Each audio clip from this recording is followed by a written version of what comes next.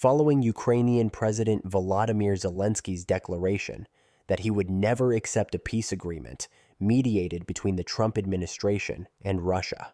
Without Kyiv's participation, the U.S. State Department just announced that Washington and Moscow will designate teams to negotiate an end to the brutal war in Ukraine as soon as possible.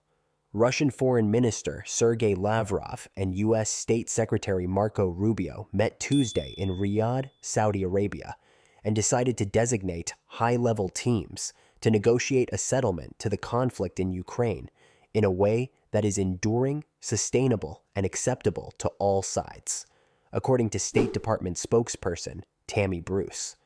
Since no Ukrainian officials attended the meeting, it's unclear now whether Kyiv would participate in the negotiations.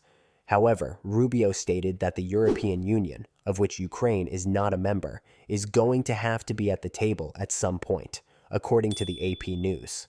According to the State Department, the two countries decided to lay the groundwork for working together on issues of mutual geopolitical interest and historic economic and investment openings that would emerge from the end of the confrontation. On Sunday, Zelensky told NBC News that if Ukraine was left out of the talks, he would never accept any decisions between Russia and the U.S. about Ukraine. Zelensky stated that although he can rely on President Donald Trump to engage in sincere negotiations with Russia, he thinks Russian President Vladimir Putin would prefer a ceasefire in order to better train and prepare Russian forces for a future invasion.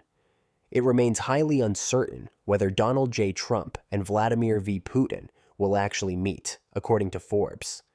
In an interview with Russia's Channel 1 TV, Russian presidential aide Yuri said, "No Putin-Trump meeting has been set so far.